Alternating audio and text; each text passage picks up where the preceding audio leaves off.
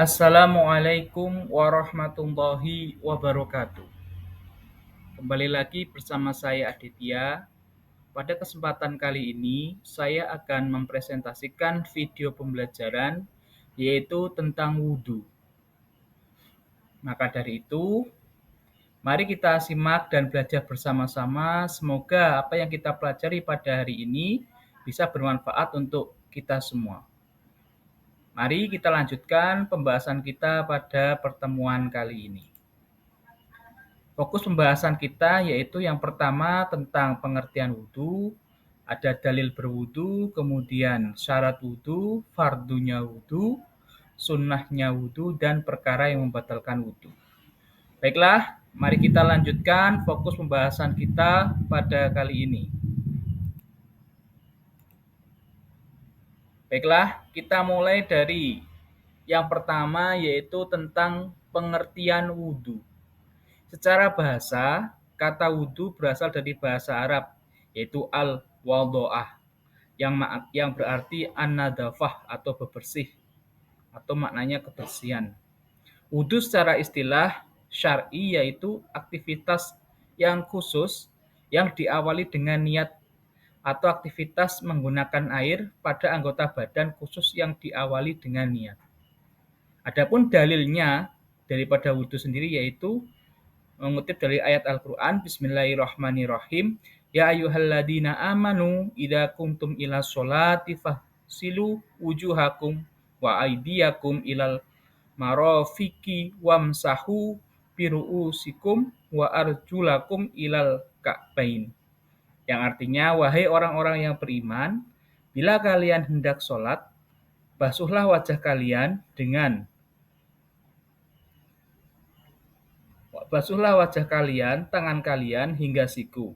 Usaplah kepada kepala kalian dan basuhlah kaki kalian hingga mata kaki. Quran surah Al-Maidah ayat 6. Lanjut. Syarat wudhu. Syarat wudhu. Mengutip daripada kitab Safinatun Najah. Kitab Safinatun Najah itu kitab fikih madhab Imam Syafi'i yang masyhur di kalangan para pesantren bagi mubtadiin, orang-orang yang pemula, santri-santri yang pemula dalam mempelajari fikih. Mengutip dari kitab Safinatun Najah, syarat daripada wudhu sendiri itu ada 10. Di antaranya adalah Islam, tentu saja harus beragama Islam. Kemudian tamyiz atau cukup umur dan berakal. Suci dari haid dan nifas, bersih dari segala sesuatu yang dapat menghalangi sampainya air ke kulit. Tidak ada pada salah satu anggota wudhu sesuatu yang dapat merubah air. Kemudian mengetahui kefarduan wudhu. Tidak meyakini bahwa salah satu dari fardunya wudhu itu hukumnya sunnah. Kemudian air yang digunakan harus suci dan mensucikan. Kemudian masuk waktu sholat dan mualah, berkesinambungan bagi yang sering berhadas. Seperti itu. Atau orang yang mempunyai hadas terus-menerus, maka wudhunya harus sesudah masuk waktu sholat. Demikian syarat daripada wudhu. Mari kita lanjutkan pada poin pembahasan yang berikutnya, yaitu tentang fardunya wudhu. Dalam hal ini ada 6, yaitu niat. Yang pertama adalah niat wudhu. Diucapkan di dalam hati bersamaan dengan membasuh wajah. Niat ini adalah yang paling pertama dalam fardunya wudhu. Pada prakteknya, yaitu niat itu diucapkan di dalam hati. Hatinya menghadirkan niat dan prosesnya itu bersamaan dengan membasuh wajah. Seperti itu. Kemudian rukun yang kedua atau fardu yang kedua, membasuh wajah. Membasuh wajah, seluruh wajah ya, dari tempat tumbuhnya rambut hingga ujung dagu, kemudian dari kuping sebelah kiri hingga kuping sebelah kanan, nah, semuanya harus merata. Itu ketika membasuh wajah menghadirkan niat di awal tadi. Jadi niat dan membasuh wajah itu suatu pekerjaan yang dilakukan secara bersama-sama. Adapun niatnya itu sendiri berada di dalam hati. Kemudian fardunya wudhu yang ketiga yaitu membasuh kedua tangan hingga siku, yaitu kedua tangan kita dibasuh sampai siku. Jadi siku itu baiknya harus kita basuh, berarti melebihi dari siku untuk berjaga-jaga agar wudhu kita tetap sempurna. Kemudian yang keempat yaitu mengusap sebagian kepala. Itu fardu yang keempat adalah mengusap sebagian kepala. Artinya ketika kita wudhu, kepala kita diusap dengan air. Hanya sebagian saja, bisa di tengah, di samping, atau di belakang. Kemudian yang kelima adalah membasuh kedua kaki hingga mata kaki. Yaitu rukun yang kelima, kita berwudu membasuh kedua kaki, batasannya hingga mata kaki. Tapi afdolnya kita lebihkan, yaitu dari tengah-tengah betis, itu lebih bagus. Karena bisa untuk menyempurnakan atau mencangkup seluruh anggota daripada kaki tersebut. Dan fardunya wudu yang terakhir yaitu tartib atau berurutan. Pada hal ini yaitu artinya segala sesuatu proses dari fardunya wudhu yang pertama mulai dari niat hingga akhir itu hingga membasuh kaki yaitu dilakukan secara berurutan. Artinya kita tidak boleh mencampur adukan urutan daripada fardunya wudhu. Semua itu harus dikerjakan sesuai dari urutannya, yaitu niat, membasuh wajah, membasuh kedua tangan, mengusap sebagian kepala, membasuh kaki, dan semuanya itu prosesnya harus berurutan. Tidak boleh kita itu mencampur adukan daripada urutan fardu tersebut. Baiklah, ini adalah pembahasan daripada fardunya wudhu. Lanjut kita bahas pembahasan yang selanjutnya adalah sunah-sunahnya wudhu. Sunah-sunahnya wudhu yaitu suatu ibadah yang kita lakukan, ya, pengertian daripada sunnah sendiri yaitu perkara yang apabila dilakukan mendapatkan pahala dan apabila tidak dilakukan ya tidak mengapa, artinya tidak mendapatkan pahala. Tetapi afdolnya apabila kita ada waktu untuk melakukan sunnah maka lebih baik kita melakukannya. Yang pertama sunnahnya wudhu yaitu bersiwak. Dan sebelum wudhu kita melakukan siwakan.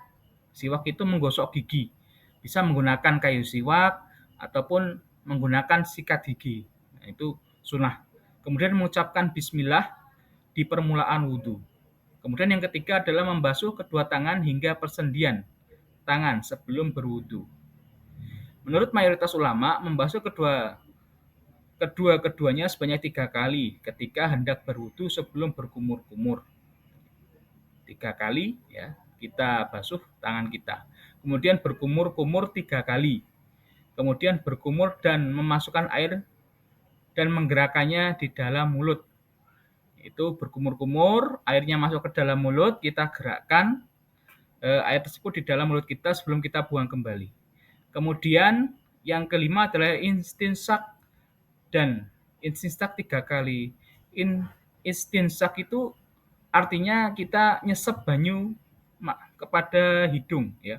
Jadi bekas tangan kita habis berkumur-kumur itu ada sisa air di telapak tangan, nah kita sesep di hidung. Nah itu yang dimaksud dengan istinsak sendiri.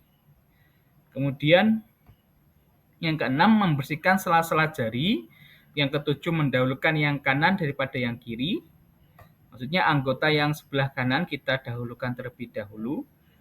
Yaitu yang kedelapan yaitu mengulangi 3 kali atau taslis dalam bahasa Arabnya. Yaitu setiap pergerakan wudhu, fardunya wudhu kita lakukan sebanyak 3 kali itu artinya sunnah. Seperti itu. Kemudian mengusap kedua telinga.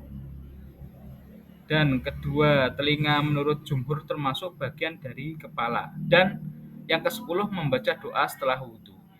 Itu adalah sunnah-sunnah daripada wudhu. Kemudian perkara yang membatalkan wudhu. Yang pertama adalah keluarnya sesuatu dari salah satu dua jalan, yaitu kubul dan dubur, selain sperma atau mani. Yaitu ketika salah satu dari dua jalan, yaitu jalan depan ataupun jalan belakang, keluar sesuatu, misal keluar angin atau kentut, keluar air kencing atau sejenisnya, maka dihukumi batal wudunya, kecuali keluar mani. Kalau keluar mani itu tidak membatalkan wudu, melainkan mewajibkan mandi besar. Kemudian yang kedua adalah hilangnya akal karena tidur atau gila atau yang lainnya. Jadi ketika akal sudah hilang disebabkan tidur atau gila atau mabuk atau pingsan, semisal itu bisa membatalkan wudhu.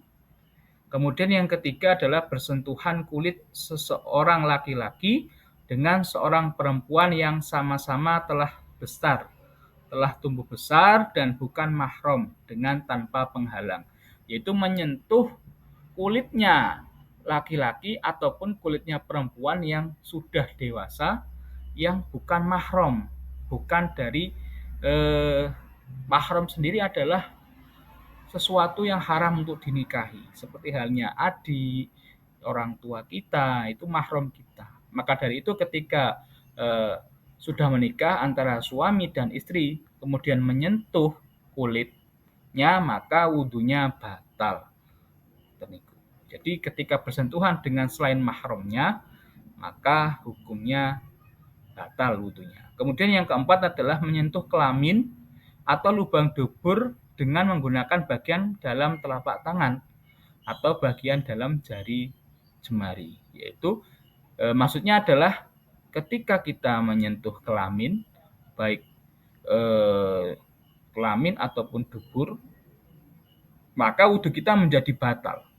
Yaitu dengan syarat ketika menyentuh menggunakan telapak tangan bagian dalam. Ini contoh daripada telapak tangan bagian dalam. Kalau menyentuhnya bagian luar, ini adalah bagian luar, maka tidak batal. Yang membatalkan adalah telapak tangan bagian dalam. Lanjut pembahasan kita yaitu tentang hikmahnya wudhu. Apa sih hikmahnya wudhu? Yaitu yang pertama membersihkan tubuh dari kuman, kemudian melindungi kulit dari kerutan, membuat hati nyaman dan tenang. Kemudian wajah menjadi berseri-seri dan menghapus dosa-dosa kecil. Ketika kita rajin berwudu, maka hikmah tersebut akan kita peroleh. Kemudian yang selanjutnya adalah kesimpulan. Wudu adalah cara mensucikan diri dari hadas kecil dengan menggunakan air sebagai syarat sah sholat. Wudu tidak hanya membersihkan fisik, tetapi juga mempersiapkan hati untuk beribadah kepada Allah Subhanahu wa taala. Demikianlah penjelasan yang dapat saya sampaikan. Apabila ada kekurangan dan kehilafan, saya mohon maaf yang sebesar-besarnya.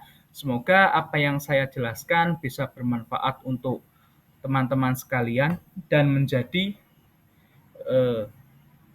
pertimbangan untuk meningkatkan kualitas ibadah kita semua. Demikian yang dapat saya sampaikan, kurang dan lebihnya saya mohon maaf. Saya akhiri, wassalamualaikum warahmatullahi wabarakatuh.